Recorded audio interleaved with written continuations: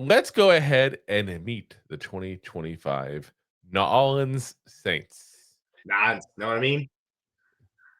Just say, know what I mean? Like we went like, Know what I mean? have you ever been? That's not how they talk. Have you even seen a movie with the accent? That's not a Cajun accent at all. Let's say it No, was.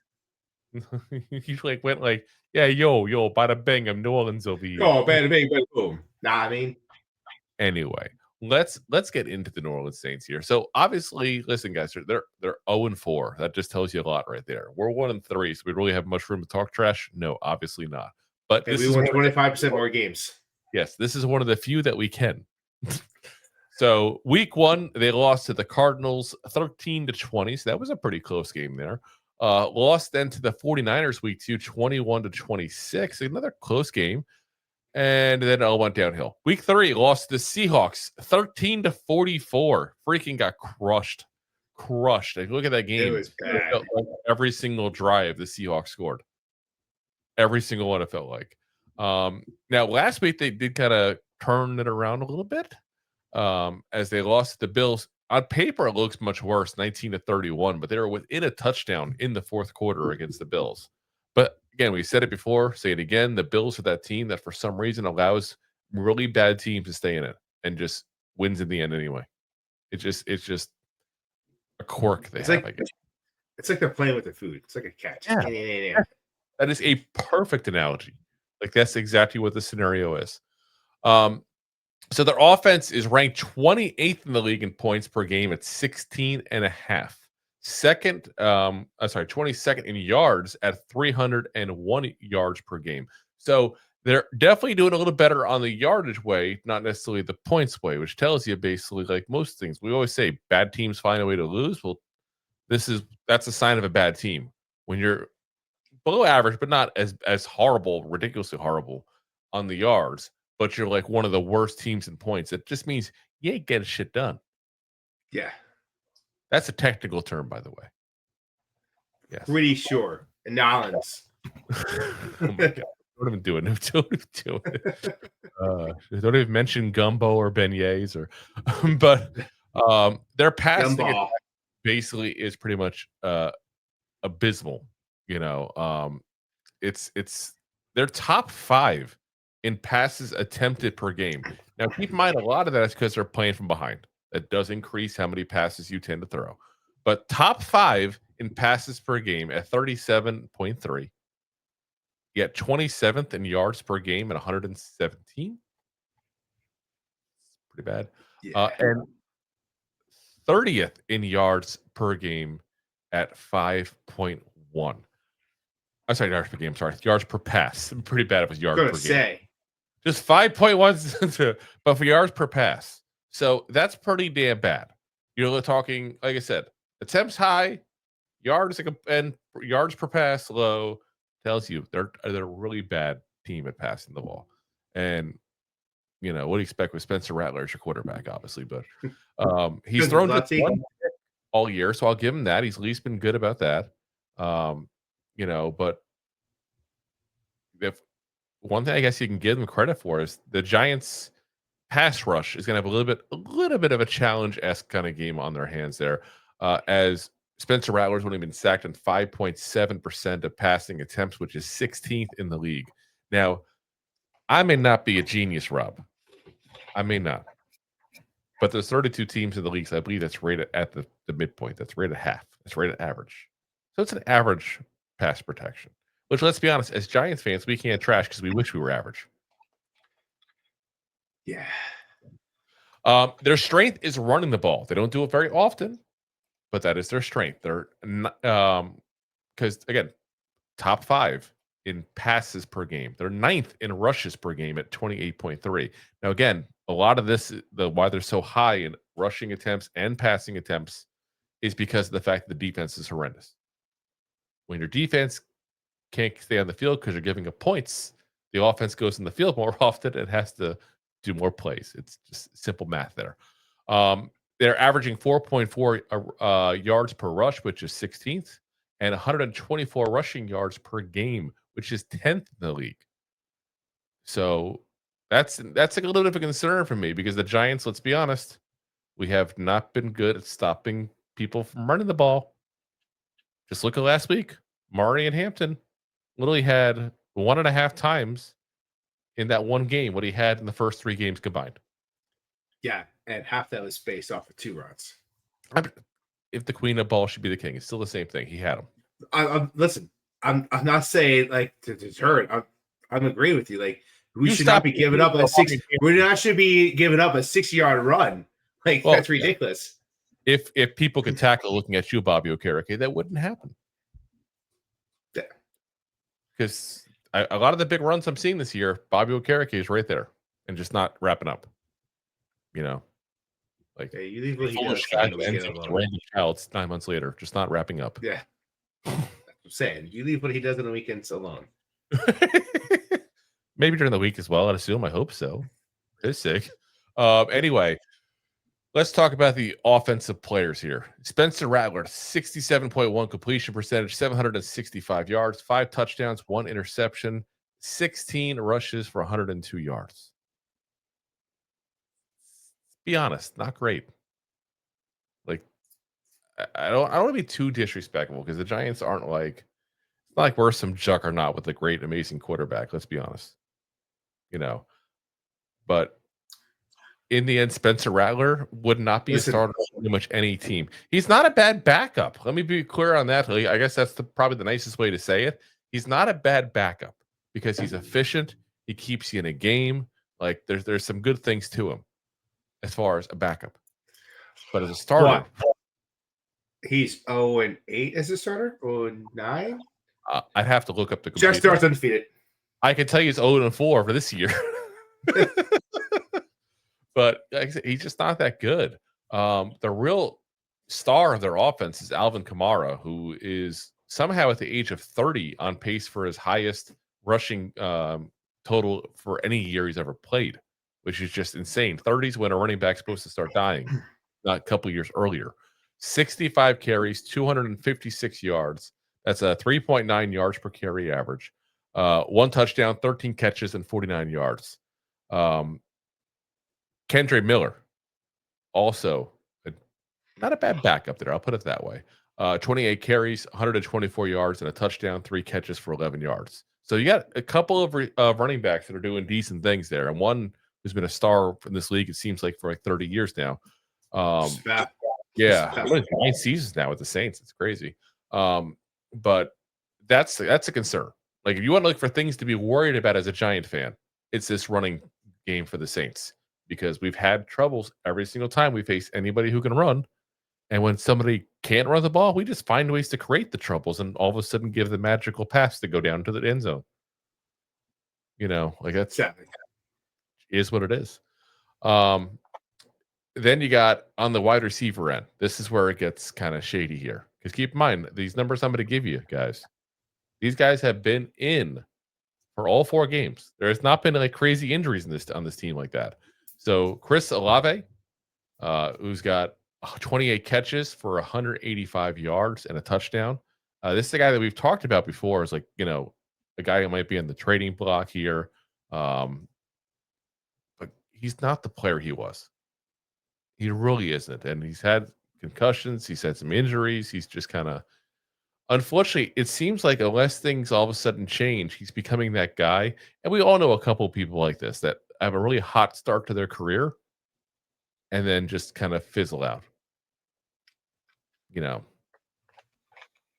we've seen it. I mean, he was drafted when Thomas down there was going through some injuries, this, that. He was explosive as his rookie year.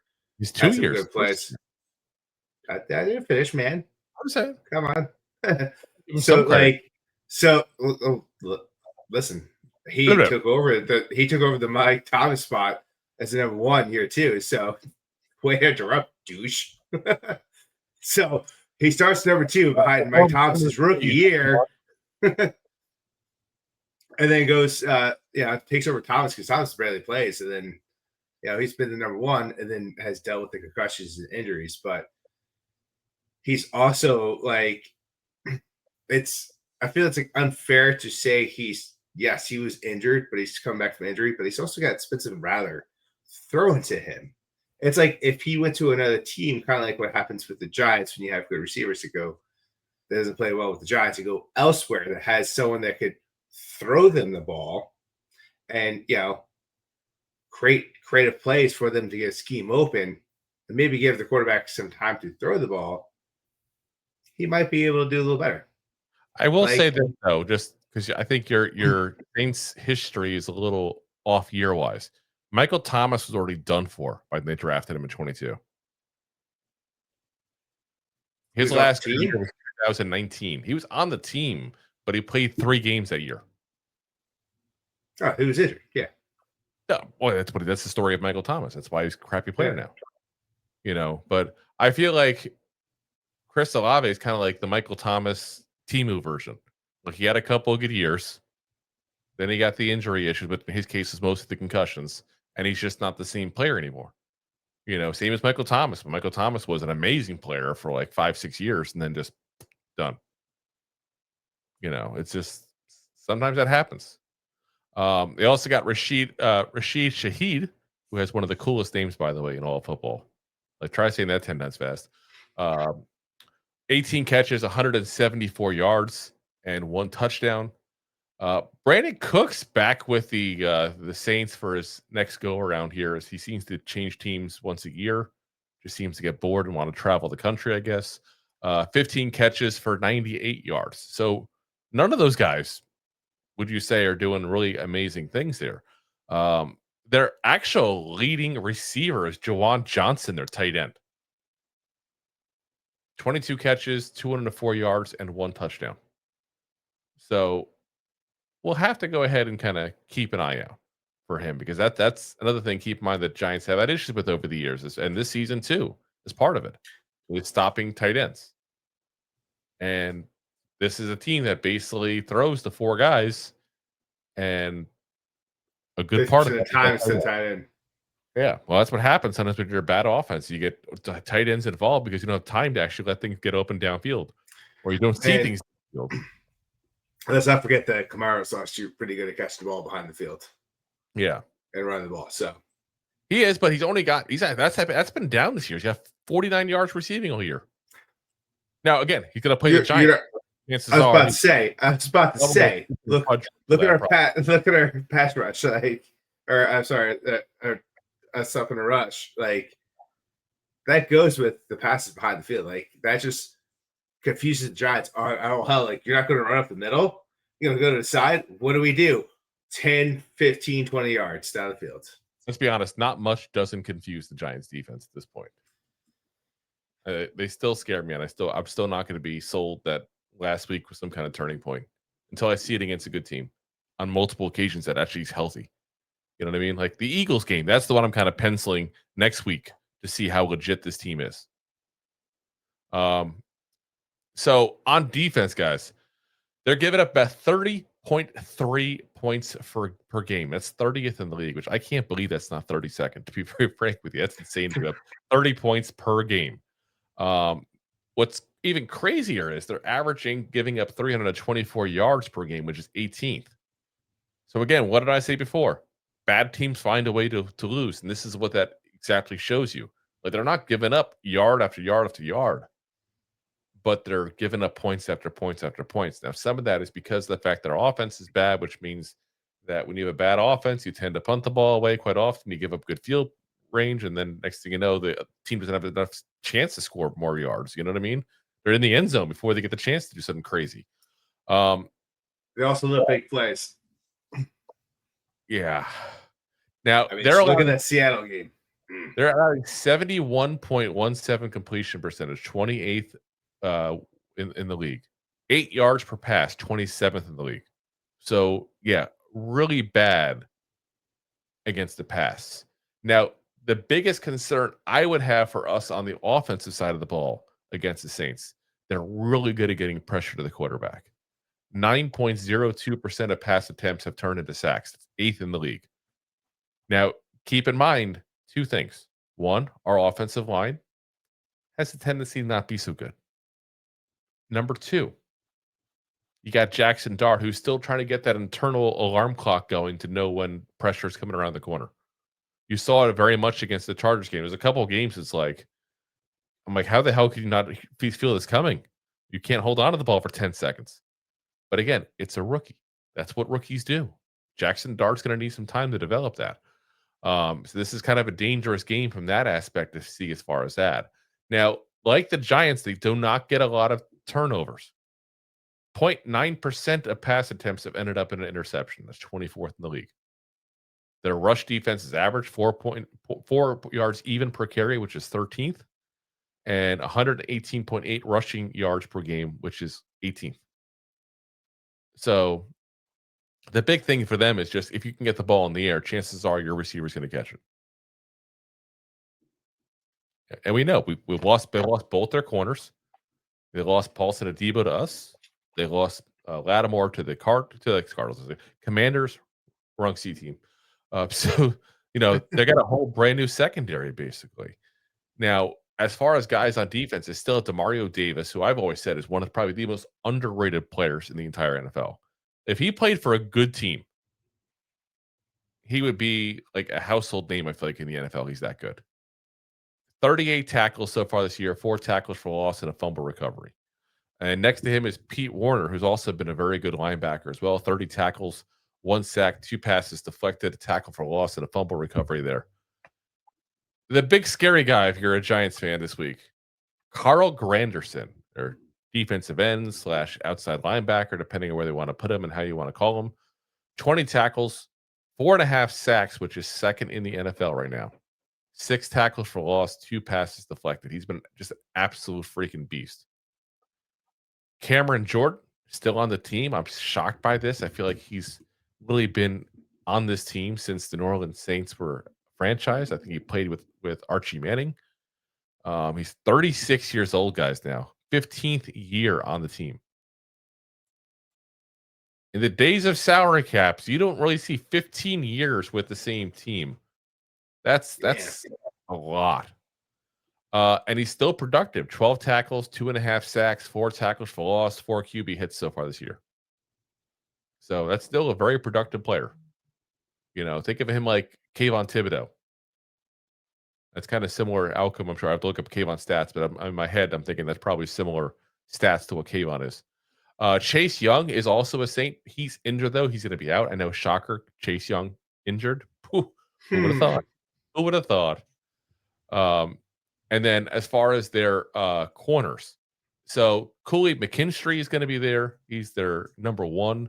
Now, he's a guy that we targeted actually in the draft last year, and instead ended up, with Drew Phillips later on, and got in that second round instead Tyler Nubin. But that's a guy that the Giants were really, really high on getting. Good young corner, still learning though to be a number 1. And that's something the Giants should be able to go ahead and take advantage of overall. He's got a PFF grade that is 48.7. That's how bad. 48.7, guys. Sounds like it's good. Wow. And he's probably their best corner. Alante Taylor, 55.5 PFF grade. And then our old friend, Isaac Yedem, ex-Giant. He's their starting slot corner with a 49.2 PFF grade. That's insanity. Now, he's also questionable. He might not even play in the game. That's crazy. So you're saying there's a chance for a revenge game. Gotcha.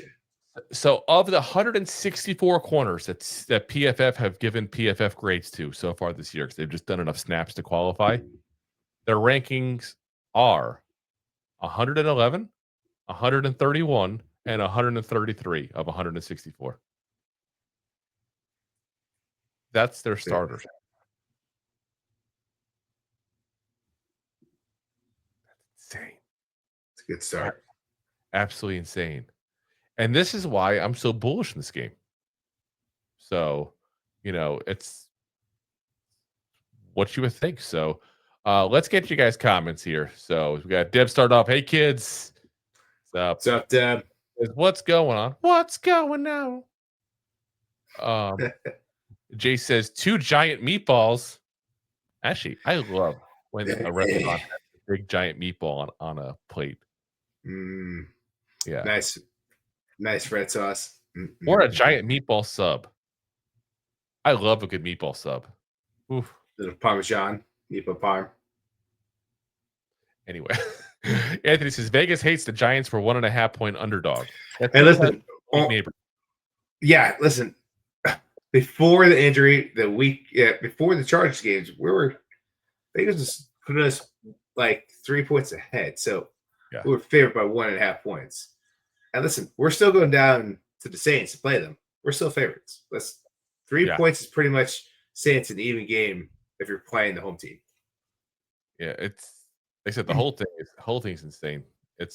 I get it. Neighbors is a special player. He's a very big, name. He's a very good player overall, but he's not bringing a difference of 4 points a game. Like that's a little bit of a stretch there. Jason Spencer Rattler with the little snake image there. Rattler for Rattler. I feel like you guys are jinxing this game. Stop it. I can't help it. For once. That's true. For once, I am actually optimistic in a game. It is so rare. Let me enjoy this. Yeah. I've been there kind of the other way on this game a little bit. Yeah. I think we should win this game, but I am not optimistic like Drew. It's like we're gonna win, God damn it.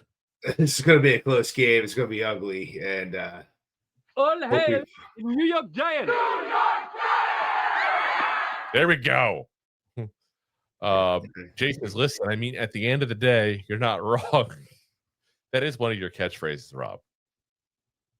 Like if you were a doll with a pull string, that'd be one of the things you would say. At the end of the day, you're not wrong. Yeah, I had plenty of them myself. I'm sure they can give you a whole list. I'm sure. It's funny how until you do something like this, you don't realize you say things until you listen to yourself do something like this. Because I listen to episodes sometimes like, oh my God, what is that? What I said? Like, such a schmuck. Anthony says, "Queen had balls." Listen, that's a true phrase. That's why there's a king. The queen is dead. No.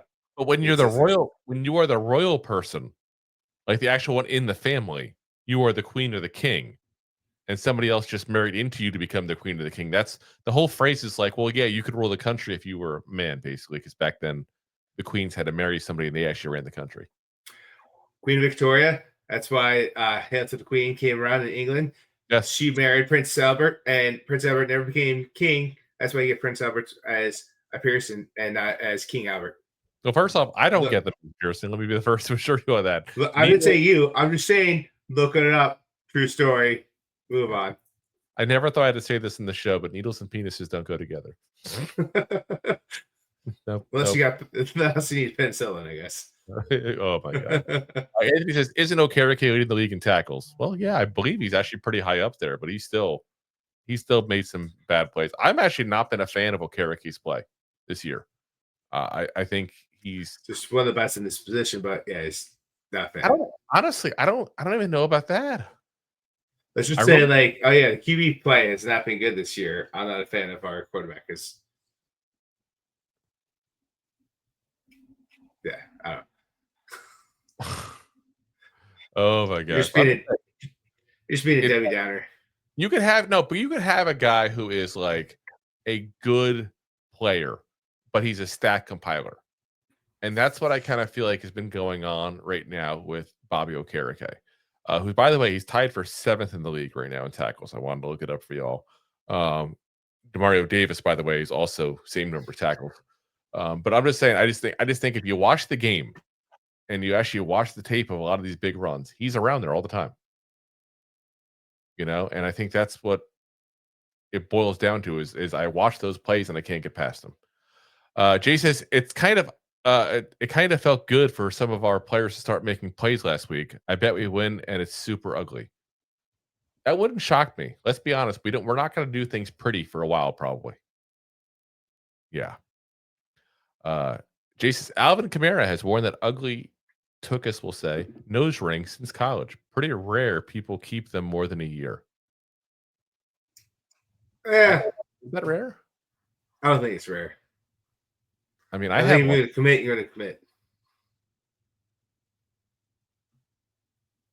I mean, I have a nose ring. I'm not wearing it right now. I don't really wear it ever, but I wore it for what, 10 years probably? I don't look at me. You know I had a septum piercing. I know, and it's even when I had to talk to you, I still had to look up your nose. I know. It's even weirder when you're like all like that. But yeah, no, I have a septum ring. It's gauged out to a 6 gauge even. It's cartilage. It'll never close. So sometimes I'll still wear them. It is what it is.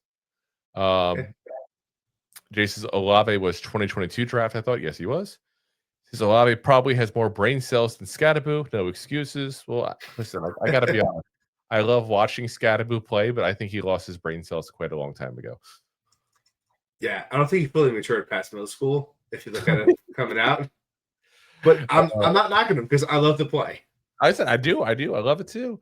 Anthony says Jay Olave doesn't run with his head down. No, well, yeah. As you said, Giants should win, right? Anthony says Drew and Rob. What I'm hearing is that Robinson and Slayton should cook this weekend. I'm saying basically this secondary is so bad that if Jalen Hyatt doesn't get a catch, he needs to not just be cut by the Giants, but by the entire NFL in a unanimous, ceremonious signing or unsigning, I guess, whatever word you want to use that for. But it's a really, really bad secondary. Jace says, I feel like this will be an ugly, ugly win. Let's still take a win. Probably. Jace says, cook microwave dinners? No, I actually get very good meals cooked for me. We had tacos tonight, actually. So my wife is literally a professional cook. So therefore, yeah, definitely not hurting in the food area. My stomach will clearly show. That's why I don't go to the Golden Corral, much to the chagrin of Jay. Ace of Spades, because given those stats, how didn't Buffalo blow them out? Because that's just what Buffalo does. Again, you can go through the list of didn't they play them like week 1 last year too? Week 1? I don't know about week 1, but early in the year. I'm gonna look here. Bills Saints 2024. I want to say they did. Maybe not. Who was it that played in week 1? I'm trying to remember. The Bills, there was somebody that played in week 1, I want to say, and it was like a really, really close game. And people were like, whoa, what the hell? This is maybe not the same team. Let's see. I'm going to see if I can find it real quick for you guys here. Let's see here. 2024. Okay. It was the Jaguars, but they actually ended up destroying them in the end. But if I remember correctly, they were in it. No, the Bills crushed them right at the moment. I'm totally misremembering things. But there was a couple of teams they played. I was just that one particular one I was thinking in my head. Like, here's a good one for you. The Colts last year. They beat them 30-20. Look what we did to the Colts. You know, like that's not exactly, a crazy, crazy loss there. Like the Dolphins, who were crap last year too. They beat them 30-27. Granted, divisional foes, that's part of it there. Patriots, again, another divisional one, but 24-21. They weren't good last year. I'm not going to give you that one because that's the divisional game. I get it. I'm just throwing it out there. There's a lot of teams that they played, I feel like, in the past, and you go, okay, they should blow these guys out, and they just don't. And it's not even a knock on them. They still get the win. Who cares? You get the win. That's all that matters. Yeah. He's down the record from now, like another 12 weeks, and you're looking at the record. No, it's going over. If it's a close game, blowout, it doesn't matter. Overtime, you still won. So it's not a tie. Yeah. Let's see here. Jay says Theo the X Factor. I think Theo Johnson's going to get called on a lot more than he's been called on his whole entire career yet so far. Granted, hasn't been a long career yet, but I'm saying I think he's going to have to step up and take a good role. I really do. He also hasn't been called much, so yeah. Well, he's also dropped much. That's the problem. Jay says SRS Ace, which I'm not sure what that means. What SRS? What does that mean? Is this some kind of lingo the kids know that I don't know? Is this like 6'7"? Gotta get to know, bro. Ace of Spades, I think the Seattle game skewed those Saints defensive stats. Not as much as you would think. Because again, they scored, what was I say it was on where I had my notes there from that. 44 points.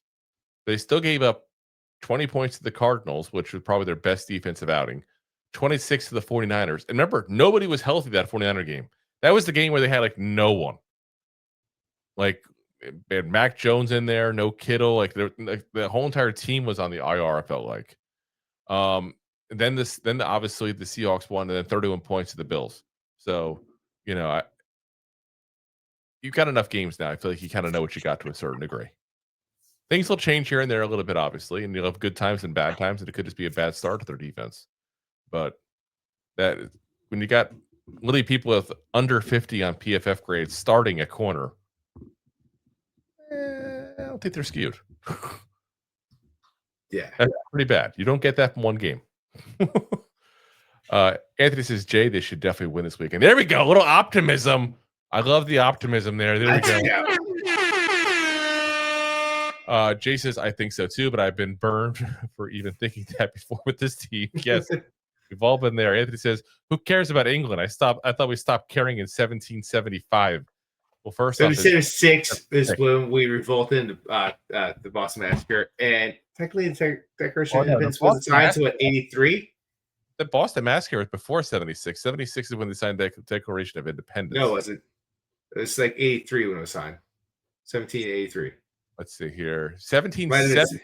Hold on. 1770 was the Boston Massacre. When was the Declaration of Independence signed? I'm going to give you a heads up before I even finish typing here. You'll see me type in a minute. July 4th, 1776. Nope. It's like 83 or 86. I was close. August 2nd, 1776. All right, so when was the Revolutionary War finished? Congress on July 4th, but it wasn't actually put onto paper and signed until August 2nd. So it was a month-long process. When was the war finished? Because that's when. No, but that Declaration of Independence was then. That Declaration of Independence was before the war. After the war was signed, the Articles of the what's the name? Is Articles of the I forget. Now you got me going into Articles of the Confederation. That's what it was.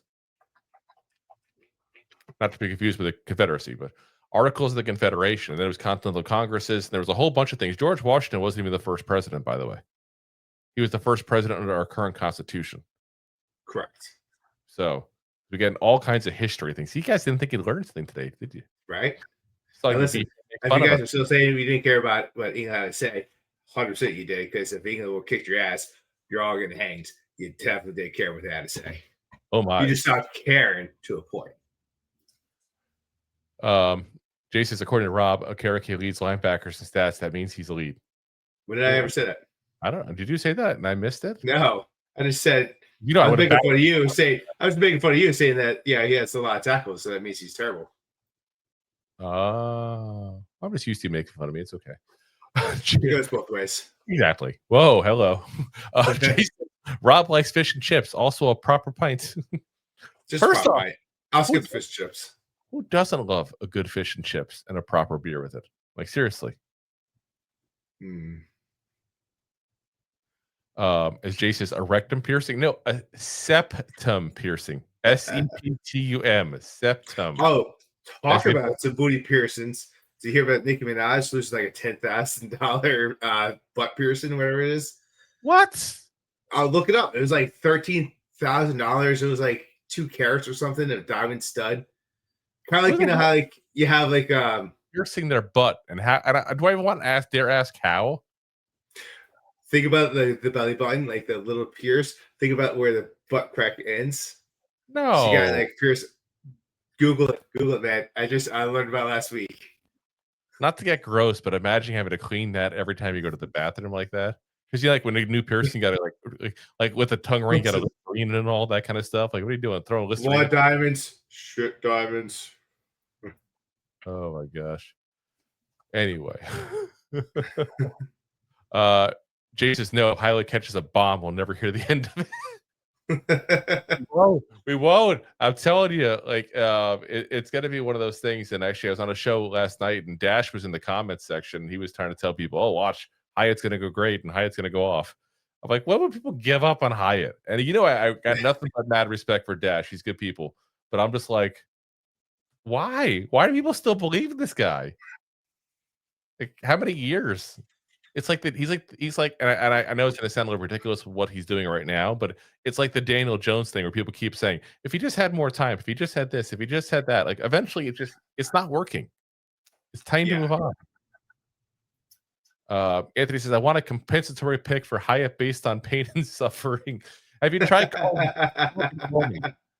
Let's call Morgan and Morgan on that one. Jay says, based on the media trying to sell him as some game breaker despite never doing shit. Yeah. Yep. Anthony says, everyone thought the Saints were great last year when they were 2-0, and then it crumbled. Yeah. And then Jay says, Rob sees Buffalo blowout. He's thinking all you can eat Buffalo Wild Wings. And I think about people jump through tables. Let's not forget about that. Oh my God. Jay says Saints beat our butt last year. Yes, they did. No, that's 2 years. No, that's 2 years ago. It was last year, I thought, wasn't it? No, look it up. Look it up. You're right. It was a close game. Year was our first year without David Carr, right? Last year was like 10-14 or something like that. That's not a blowout. That's like Drew saying week 1 he kicked my ass by beating me with 4 points. Oh yeah, right. It was 14-11. It was closer. Yeah. So yeah, I think it's just the fact that we're so used to losing with everything just seems horrible. Anthony says we didn't play the Saints last year. Yes, we did. December 8th, 2024. It was like the week before we played the Colts. Wasn't that the week that Carr got injured? That's the one that ended his career. Baby. Right at the end of the game, if I'm right. Oh yeah, wait, hold on. Jay just said it. Derek Carr hurt. Yeah, we did. Yeah. He says baby 23. No, it was 24. Anthony says, Rob, I'm disappointed in you. We stopped caring about England when we started the war, Rob. Listen, history lesson, because half of America at the time were actually on the side of England. Just saying, do your history. Spaces. America have a lot of tackles because their opponents' running backs are reaching the second level of the defense at a high rate. That's correct. But like I said, I think both are true. He's getting a lot of tackle opportunities because the defensive line sucks besides Dexter Lawrence. And let's be honest, been coming back from his injury and hasn't been the same Dexter Lawrence. He'll get there. I have no confidence in that. It's not me trying to talk trash about him. I'm just saying he's still coming back and kind of getting back into game speed from that injury. But Okereke hasn't necessarily done what he should do with those opportunities. Like I said, it's a lot of big plays I'm seeing. He's just blowing right by him. So, yeah, it's an issue. Anthony says, sorry, all mistaken. The Saints game won't happen again. I appreciate you. Okay. Now we can move on till we can grow together as Giants fans, okay? Yes. Thanks for watching. Like the show? Of course you do, or you would have turned it off by now and not be hearing me. There are plenty of ways to support the show. YouTube is the best place to join us, and we offer memberships there with fun benefits like custom emojis and early access to video clips. Of course, there you can also send super chats and stickers to send one-time support payments. The best way to support the show is to buy these drunk idiots beers at buymeacoffee.com/2giantgoofballs. Along with one-time support payments, there are also monthly plans, so you can continue to help kill their livers each month. You can also show people that you are a goofball by visiting our store at 2giantgoofballs-shop.fourthwall.com. We got everything from shirts, hats, phone cases, funny candles, buttons, stickers, and even a 2 Giant Goofballs towel to dry off your goofballs. Of course, you can always support the show for free by simply hitting the like, subscribe, and share button wherever you are watching or listening to this. Hit the thumbs up on YouTube. Leave a 5-star review on Apple Podcasts. It helps the show tremendously, and quite frankly, the goofballs suck at marketing and need your help to get the word out. Thank you for being part of the Goofball Army and for taking the time out to support the show. If you like that clip, then you will love the full episodes too. Find us on your favorite podcast app and look for us on all your favorite social media platforms. Thanks so much. Please, I'm begging you. Please.